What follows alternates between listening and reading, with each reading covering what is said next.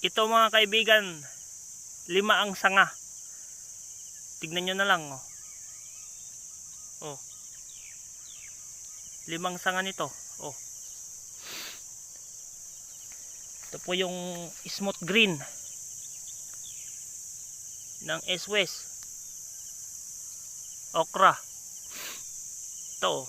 Itong sanga nito, 1, 2, 3, 4. Pang-5 yung main stem nya. 4 ang sanga. 1, 2, 3, 4 ang sanga. Yung isa, 1, 2, 3, 4.